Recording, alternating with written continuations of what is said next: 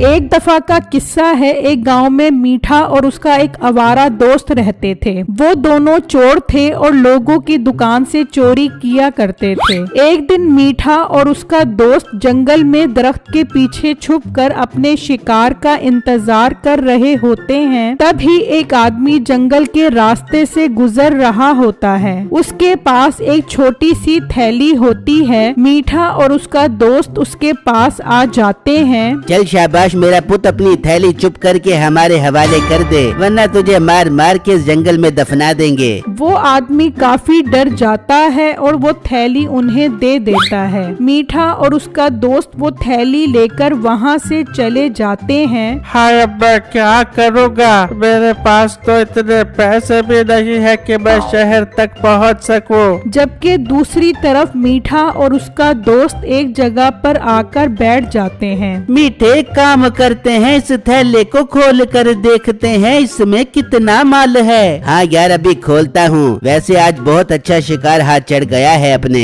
फिर मीठा वो थैली खोलता है तो उसमें से सिर्फ एक बैंगन और 500 रुपए निकलते हैं। वो दोनों ये देखकर काफी हैरान हो जाते हैं। कम्मू ये तो हमारे साथ धोखा हो गया, इस बैंगन और 500 रुपए के लिए हमने इतनी मेहनत की है। मीठे की इस बात पर उसका दोस्त हंस पड़ता है। ये देखकर मीठे को बहुत गुस्सा आता है और वो बैंगन को फेंक देता है। तुझे बहुत हंसी आ रही है ना, अब तो ये बैंगन खा, मैं 500 रुपए लेकर जा रहा हूँ। फिर मीठा वो 500 लेकर वहाँ से चला जाता है और उसका दोस्त मुंह देखता रह जाता है और वो भी बैंगन वहीं छोड़कर चला जाता है। उसी गांव में बिट्टू नाम का लड़का सब्जी की रेड़ी लगाता था। उसकी सब्जी कम ही बिकती थी। शाम हो जाती है और बिट्टू उसी रास्ते से घर की तरफ जा रहा होता है तो उसकी नजर उस बैंगन पर पड़ती है। अरे ये रास्ते में बैंगन किसने फेंक दिया है, मैं अभी जाकर इसे उठाता हूँ। फिर बिट्टू वो बैंगन उठा लेता है। ये तो बिल्कुल ताज़ा बैंगन है और कहीं से भी खराब नहीं है, फिर किसने यहाँ फेंक दिया। मैं इसे घर ले जाता हूँ और कल बाकी सब्जियों के साथ बेच दूंगा।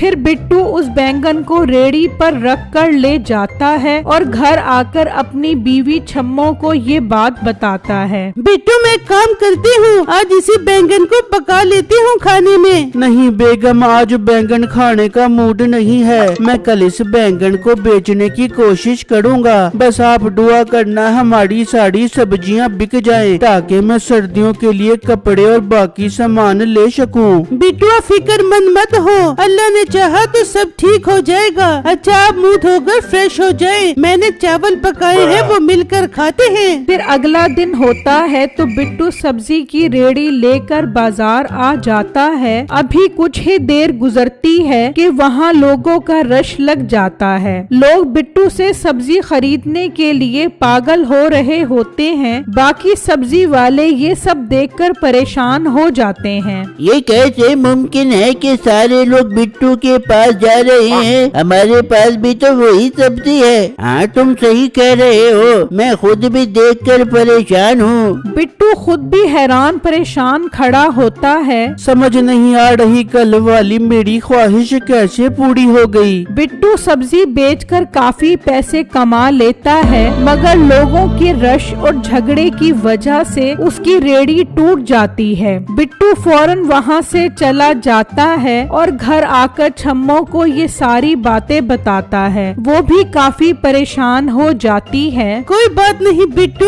अगर आपकी रेड़ी टूट गई तो क्या हो गया, आपको इतने सारे पैसे भी तो मिल गए हैं। हम कम से कम सर्दियों के लिए कुछ अच्छे सामान का बंदोबस्त तो कर सकते हैं। और रेड़ी का क्या है, इसे तो आप जंगल से लकड़ियाँ लाकर जोड़ सकते हो। हाँ बेगम आप ठीक कह रही हो, लेकिन मुझे अभी भी समझ नहीं आ रहा कि जो बात हमने रात को की थी वो सच कैसे हो गई। हाँ बिट्टू मैं वही सोच रही हूँ, अल्लाह करे ऐसा हो जाए मेरे सारे मैले कपड़े खुद ही धुलकर साफ सुथरे हो जाएं और मुझे मेहनत भी ना करनी पड़े। ये कहकर छम्मो खाना बनाने चली जाती है। फिर जब अगला दिन होता है तो बिट्टू और छम्मो दोनों कपड़ों के ढेर में सोए होते हैं। वो दोनों ये सब देखकर हैरान हो जाते हैं कि सारा घर कपड़ों से खचाखच भरा होता है। हाय अल्लाह, इतने सारे कपड़े कहाँ से आ गए, मैंने तो साफ सुथरे कपड़े मांगे थे, मगर ये तो गंदे कपड़े आ गए। अब मैं इतनी सर्दी में कपड़े कैसे धोऊंगी?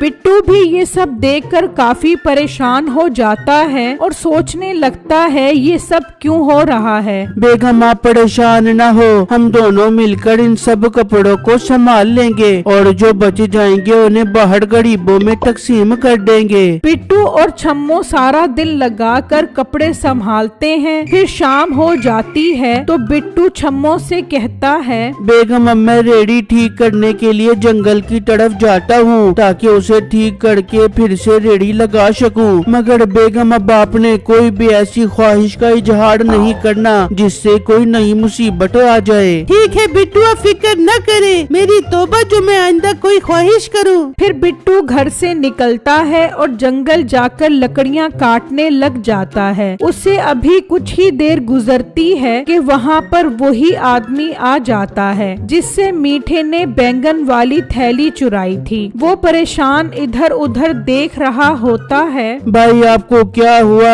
आप उदास लग रहे हो, आपका कुछ खो गया है जिसको ढूंढ रहे हो। हाँ भाई, मैं चंद दिन पहले यहाँ से गुजर रहा था तो 2 डाकुओं ने मेरा थैला छीन लिया। भाई उस थैले में क्या था? उसमें मेरे 500 रुपए और एक जादुई बैंगन था। उस बैंगन के सामने जो भी ख्वाहिश का इजहार करो वो पूरी हो जाती है, मगर वो एक चालाक बैंगन है जो लोगों को परेशान करता है, इसलिए मैं उसे ढूंढ रहा हूँ। बिट्टू ये सब सुनकर काफी परेशान हो जाता है और उस आदमी को सारी बातें बता देता है। वो मेरा ही बैंगन है, वो कहाँ पर है, मुझे चाहिए। वो मेरे घर पर है, आप फिक्र न करें, मैं कल ले आऊंगा और आपको वापस कर दूंगा। वो आदमी काफी खुश हो जाता है और वहाँ से चला जाता है। वहीं पर मीठा दरख्त के पीछे छुपा सब सुन रहा होता है। हाय धत तेरे की, मैंने इतना जबरदस्त जादुई बैंगन वहाँ फेंक दिया। ये बैंगन मुझे किसी तरह भी आज रात को चुराना होगा, वरना ये मोटा गेंडा कल इसे वापस कर देगा। मुझे नसीबों को सब बताना होगा। दूसरी तरफ बिट्टू लकड़ियाँ लेकर घर आ जाता है और छम्मो को उस आदमी की सारी बातें बता देता है। बिट्टू आपने बिल्कुल ठीक फैसला किया है। वो तो शुक्र है हमने कुछ और नहीं मांगा, वरना मुसीबत हो जाती। वो उस बैंगन को एहतियात से मेज पर रख देते हैं। मीठा उनके सोने का इंतजार कर रहा होता है। जैसे ही वो सो जाते हैं, मीठा अंदर चला जाता है और बैंगन चुरा लेता है और उसे लेकर घर आ जाता है और नसीबो कैंची को बैंगन दिखाता है। बेगम ये जादुई बैंगन है जिसे मैंने इतनी मेहनत से एक आदमी से छीना था और वो मोटा बिट्टू उस आदमी को कल ये देने जा रहा है।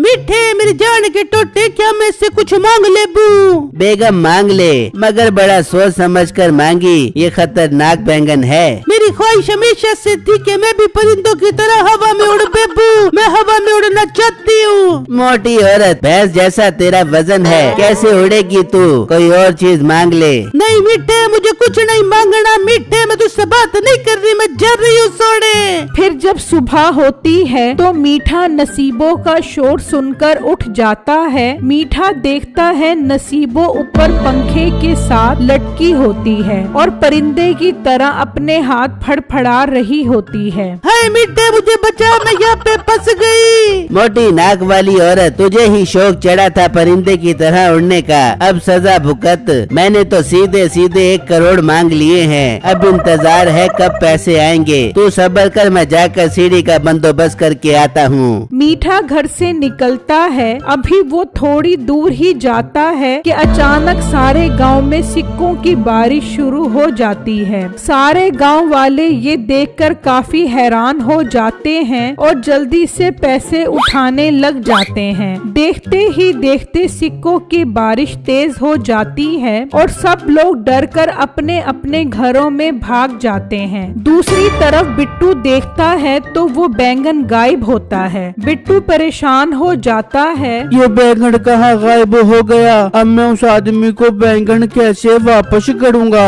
बिट्टू घर से निकलकर जंगल की तरफ जाता है तो रास्ते में सिक्कों की तेज बारिश हो जाती है। बिट्टू जल्दी जंगल की तरफ जाता है जहाँ वो आदमी इंतजार कर रहा होता है। सिक्कों की बारिश देखकर बिट्टू समझ जाता है कि ये सब किसका काम है। बिट्टू उस आदमी को सारी बात समझाता है और पूछता है कि सबको कैसे रोका जाए। बिट्टू मुझे उस आदमी के पास ले चलो, उस बैगन को हमें दरिया में फेंकना होगा तभी उसका असर खत्म होगा। फिर वो दोनों मीठे के घर पहुंच जाते हैं। वहाँ गांव के लोग भी होते हैं। उन्होंने मीठे को बांधा हुआ होता है और डंडे लेकर खड़े होते हैं। मीठे भाई, गांव के लोगों की पिटाई से बचना चाहते हो तो हमें वो जादुई बैंगन वापस कर दो। मोटे, मैं वो बैंगन तुझे क्यों दूं? वो मैंने बड़ी मेहनत से चुराया था। अच्छा तो ठीक है, गांव वालों इसकी खूब पिटाई करो। नहीं नहीं, मुझे मत मारना,